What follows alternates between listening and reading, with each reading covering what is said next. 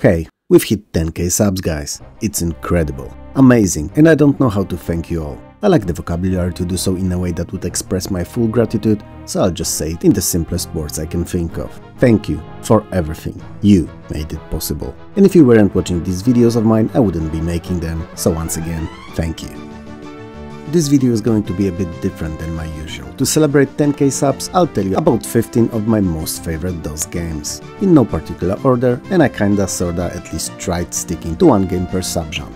Naturally, I failed, because I'm me and I thrive in chaos, but I did my best. As little or as much as it is. That said, since I've covered most of this in my previous videos already, I'm not going to tell you once more what they're all about, but instead I'll tell you why they are my favorite DOS games. So, let's get on with it. I played Sid Meier's Civilization first on the Amiga, and it was a love at first fail. And at second, and at third, and at fourth, and I think you get the gist. I loved it so much, through all those failures, that eventually I started to win. It was a title so different to anything I played before that my teen mind had issues grasping why I liked it at all. There were no explosions in it, no fast-paced action, no turn-based squad combat or even quests, level ups and the likes. You know, what I claim to love today. And yet, I couldn't stop leading my chosen nation to glory. I couldn't stop trying to overtake everyone else in research or crush them with my mighty forces. Not to mention playing numerous games on the real Earth map, trying to become the true and only real ruler of the world. Whomever played it on the Amiga, however, can attest to what a nightmare it was to run. It took like 20-25ish minutes to load up to generate the world that is, and I'm not kidding here at all. And it was unskippable, so it required a lot of patience. And while most can master it at some point when familiar with the game, not everyone can at the very game launch, not knowing what to expect really. So, when I moved to PC, seeing Civilization start up near instantly was mind-blowing to me. Especially that no corners were cut and it was still the same deep and engaging game. Also, the one more turn syndrome is not a myth, it's real, oh so painfully real. Especially the next morning at work. Oh, and a diplomat unit that you started with in Civ 1 was quite overpowered. Yep, you guessed it right, similar story. I played Secret of the Monkey Island on the Amiga first too. I think it's best that you get used to the sentence, as coming from Commodore's system many of my gaming experiences started there, and I'll keep mentioning it here often. Still, while Amiga definitely took the cake in terms of sound and music design of Monkey Island, DOS ruled in terms of graphics, and allowed me to relive the crazy and over-the-top swashbuckling adventure into 156 colors glory. Even if Monkey Island is strong enough in terms of fun factor, and its story do not require flashy graphics to be appreciated, the change is most definitely a step up and appreciated. But what really made it my all-time favorite was the humor, which follows Guybrush Threepwood all the way through his adventure. He was funny, quirky, and clearly lost in the world of real-life pirates. Yet, so blindly ambitious and hopeful of becoming one himself that you couldn't help but chuckle at his naivety when interacting with the cruel reality of the Caribbean. He was like a child lost in the shop with thousands of toys, wanting the biggest and the most fun of them all, but not grasping the concept of money and having to earn it first. The fact that all the characters populating the Melee Island were equally as exaggerated in their characters and features made the whole affair even more enchanting. It is, to this very day, my most favorite classic adventure game.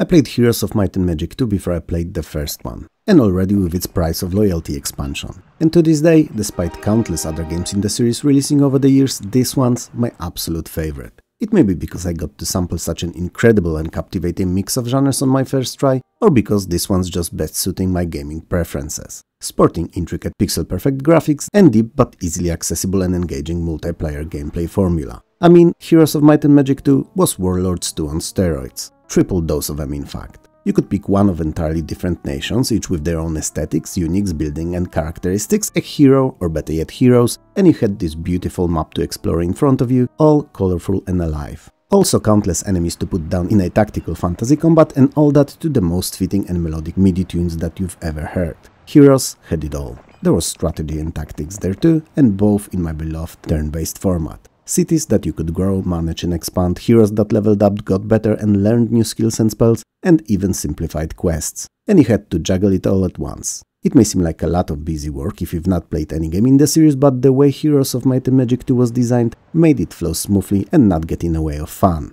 It was a perfect game. Most of all, however, Gyros 2, custom map, which I never fail to mention whenever I'm talking about the game, is my most favorite map ever. One that two buddies of mine and I spent 2 months straight one summer playing and never managed to complete it. How's that possible, you may wonder? Well, each and every square of the map had something on it to pick up, to fight with, to discover something. And that's not it. Units came in thousands, and yeah, that goes for dragons too, and sooner rather than later, the game of Gyros 2 pretty much always turns into epic battles of thousands of unit-strong armies. There was this dude that I knew when we were both kids. He lived across the hall from me in the same apartment building, and we both had Amigas. So, naturally, in time where piracy was at its boom, we shared and copied games from one another all the freaking time. Did I mention that I didn't like him because he was a mean and show-offy kind of a kid? I didn't? I do now then. And when one day he showed me Settlers on his Amiga 600 and then handed me the second mouse so that we could play it, I was literally speechless and kinda, sorta, forgiving all the annoyances he caused. Watching those small few pixels in size dudes jumping around the screen happily erecting old buildings brick by brick and plank by plank was instantly addicting. And Settlers 2 Gold on PC was the same experience but infinitely better, and with no annoying dudes around. The graphics were of incomparably higher quality, higher resolution and high color, there were more buildings, more professions and more nations to play as. The team here is more and better if you've not noticed yet. The animations were even more intricate and varied, and the gameplay was heavily expanded upon. Settlers 2 made me feel like a real, soon-to-be a huge kingdom ruler, and not an RTS magician. What do I mean by that? Well, when I've decided upon building something, let's say a farm or a watermill somewhere, I not only had to pick a spot for it, but also create a footpath connecting it to my castle. Then, and only then, if I had enough resources, my workers would start carrying said resources to the construction site, one by one, and begin building. First by evening out the terrain, then by laying the foundations for the building, and finally going at it one plank at a time. It took time, man. And it was the best. In comparison, in most RTS games at the time, when you had the necessary resources and clicked where you wanted a building to appear, it would do so near instantly. Settlers 2 was better. It was everything, at least for a few good months.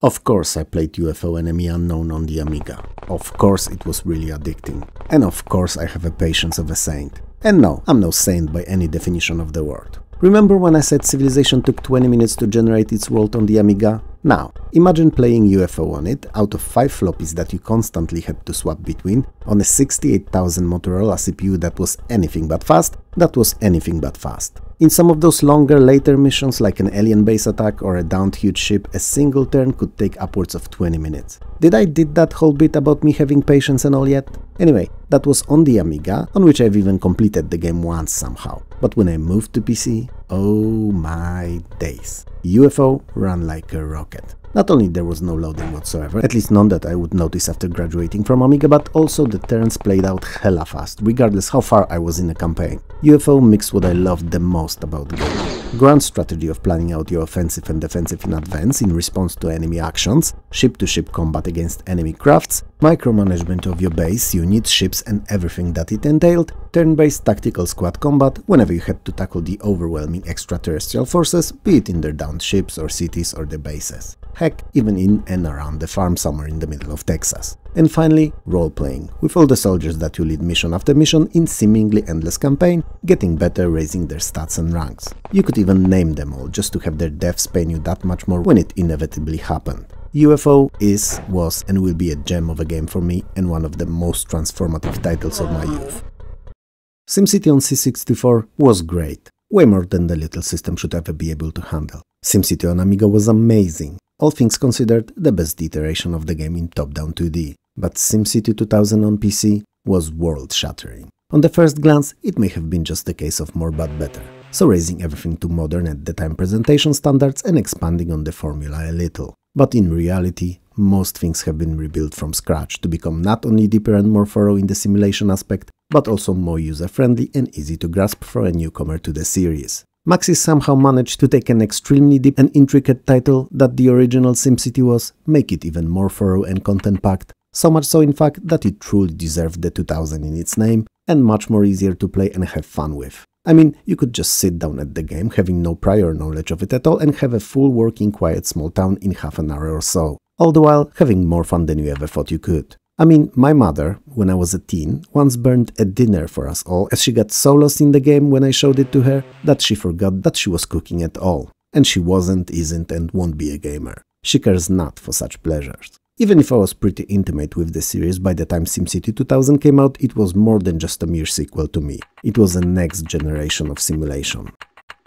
I didn't play Fallout on the Amiga. Hopefully, this makes up for all the other games that I said that I did. But only because it never came out on it and that by 1997 I didn't have an Amiga anymore. Still, being mainly a strategy / management / tactics / role-playing gamer, and that's a lot of unnecessary slashes, with the preference for all of these to be mixed together in various ratios in one game, I fell in love with Fallout somewhere between the moment I heard of the goddamned water chip and when I attacked my first irradiated giant rat. I've been given a quest, a task that will save the lives of many, and nothing really to help me on my way. Well, other than the timer that kept on ticking. There were no dragons, no magic and no knights to fight against in Fallout whatsoever. Sure, I've played some sci-fi RPGs before, but they were mostly either set in far off future or mixed sci-fi with fantasy. Fallout was different. It took place in a future, sure, but in the world that was not much different from our own, at least before it was in most part destroyed by the nuclear war. And the technology that they had there was a mixture of what we had in real life by 1997,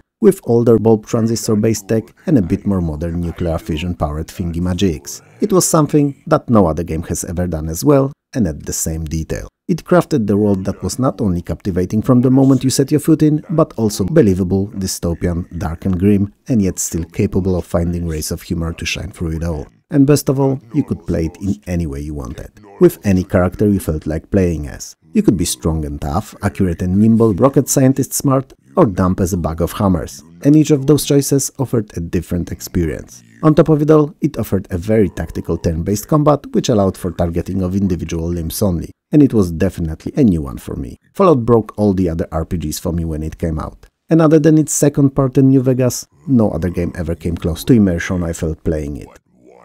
I know that you know what I played Fury of the Furries on first, so I won't tell you, but it started with an A and ended with it too. Fury of the Furries was not the best sounding or looking game on any of the systems it came out on. Its story, well there is one, is also not mind-blowing and only crafted to offer simple motivation to what you'll be doing all throughout it. So why is it so dear to me? Because it crushed nearly anything else in the gameplay and design department. At least when it comes to platformers and puzzle platformers. You have these 4 fairies, each with its unique skills. They're not always all available at once and are used in both platforming, but also, most importantly, at puzzle solving. Because while Fury requires you to master pixel-perfect jumps, ninja rope swings and shots, even more than that, it asks for you to think. The first few levels will be a walk in the park, but gradually you'll be introduced to challenges of both skill and mind, having you plan out entire routes and order of actions to perform to beat them. It sounds dry and boring when I talk about it, I'm aware of it, but as soon as you start playing, get used to the super accurate controls and find your first few secrets and hidden stages, and there's one in every single level no less, you'll love it as much as I did. To this day I can still find and access majority of these hidden stages in the first third, maybe even half of the game.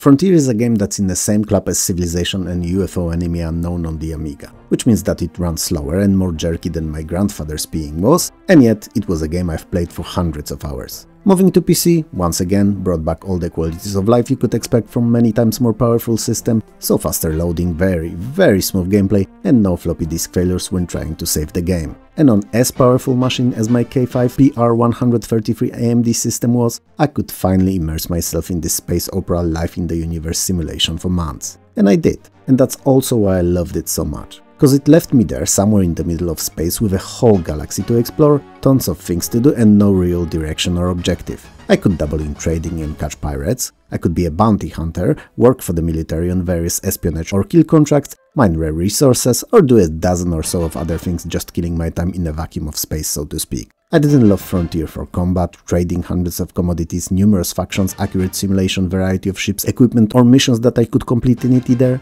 I loved Frontier because it gave me the choice of making my own adventure out of the framework that it only really was. And it didn't judge or try to teach me any lessons by creating artificial morale systems and such. No, it allowed me to make the choices and face the consequences. And all that in one of my most favorite settings of futuristic space. Vermeer looks like a game that was abandoned mid-development. It also sounds like one that had its graphic designer also try to make the sounds for it. And it's as user-friendly as scissors are when their blades come apart. So technically you can use them if you hold them together in the middle and do it slowly, but it takes both hands, effort, and the results are not always what you expect them to be. Also, it only ever released in German, and I don't speak the language. I played it on C64, Amiga and DOS, and it's the same on all of them. So, if it's so lacking, why is it here at all? The reason's pretty simple really. It was the first non-action oriented and management/trading game that I played with two cousins of mine, allowing us to use our noggins and not only fingers to compete. And yes, neither of us understood German. Yet, somehow all of us learned everything about the game while playing. Every option, nook and cranny, we figured it all out. I love Vermeer's odd design. Its simplicity, its complexity, cause yeah, it has both. I love how it's best played not to win, but to carry on for as long as possible amassing wealth, and how easy to set up and enjoy the multiplayer is in it. Vermeer is not a great game objectively speaking. Perhaps a decent one overall and between decent and good in its genre. But for me, it's one of the most important gaming experiences of my youth. And it felt as action-packed as some of these shooters or platformers did back in the day too.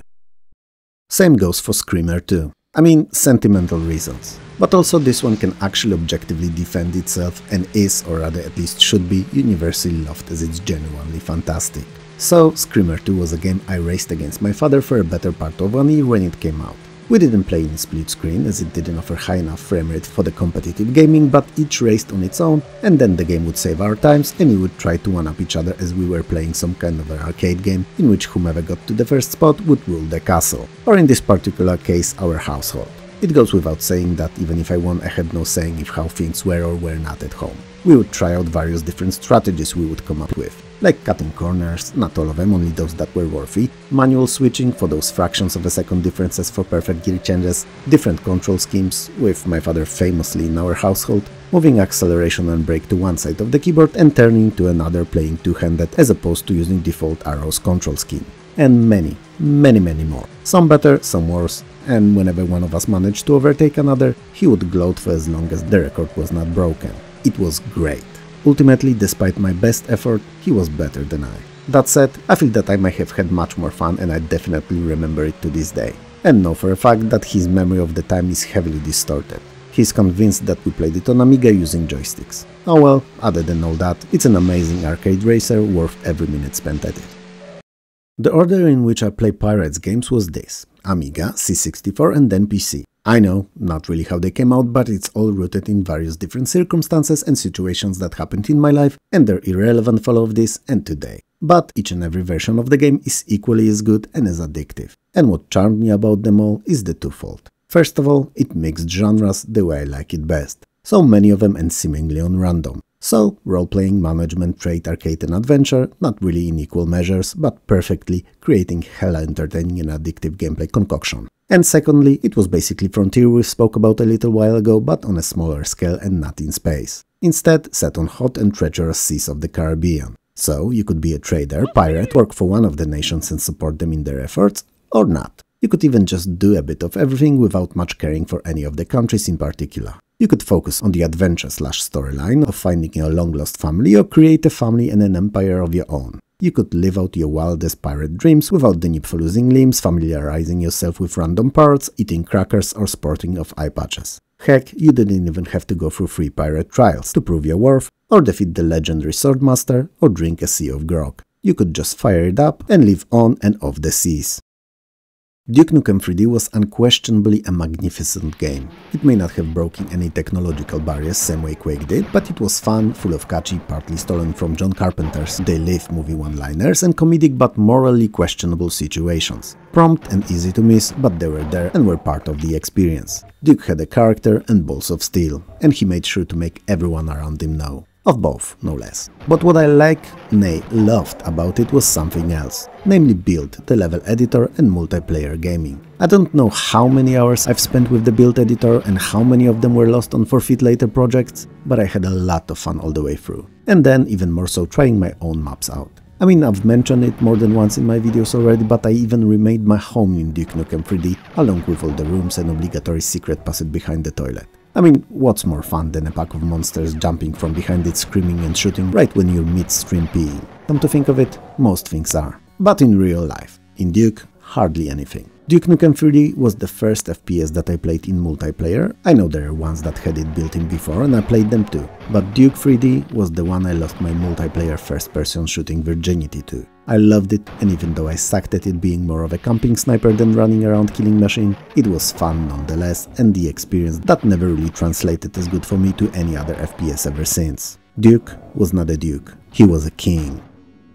I do not come from money. In fact, I neither come from money nor I have any lying around or saved up really. So, I grew up in a building where there were numerous apartments on each floor, each housing a different family, which you know is definitely not as comfortable as having your own house, and you're always kinda hearing what everyone's around you up to and such. But it has its own perks too. Or had its own perks, I should say really, because the older I get, the less positives I find in the situation. Anyway, since there were quite a few of us in the more or less same age range living in a building, we all spent time together hanging up and/or playing games. And one of them was Stunts, which we knew back then as 4D sports driving. The fact that there were many cars to choose from, many tracks to race on, or even pretty decent multi-camera replay mode meant nothing to us. All we did is made our own tracks and raced on them. Sometimes together, sometimes at home comparing times later on, and sometimes all of us made their own tracks, trained on them at home like some kind of deranged Haribo Gummy Bears fueled crazies, just to meet up later on in one of our places to challenge each other on our creations. It was stupid, it was fun,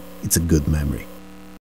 The first time I played Grand Theft Auto, it was some kind of a pirated copy that came with no movies whatsoever, only cracked version of the game running without no need for CD. Now, back then I didn't care, especially that I got it for free and had a lot of fun with. Today I wouldn't have ever done it, but times were different. Playing GTA for the first time was like touching a boob for the first time. You kinda knew what to expect, cause your friend told you about it, you were imagining it for a while, and even tried to think of what you'd do with it if you get a chance. And then, when it finally happened, things didn't went as you planned. It was not worse, not what I'm saying here at all, in both cases the real thing was better. But expectations and reality were not aligned is what I'm saying. So yeah, GTA landed on my hard drive, I ran it, went for a few missions, then on a couple of crazy killing sprees, and before I even realized it, I was playing for like 18-19 hours straight, just messing around with the game, not really following the plot, having fun. And that's what I loved about GTA. It was so different to anything that came before that whether you went for completion straight away, popping the missions one after another, or just playing for shits and giggles doing the oddest of things like seeing how far you can jump with a car, or how long you can drive without breaking the law, how many cops you could get to chase you, or even just learning the layout of the city,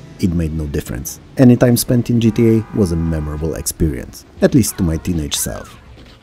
So yeah, these were my 15 DOS faves. Naturally, I played and loved many more games than that, but these for one reason or another were special to me and ones that I often came back to. If I was to pick the best 3 of them, it would be tough as they were all important to me, but single best top title is and always will be Fallout.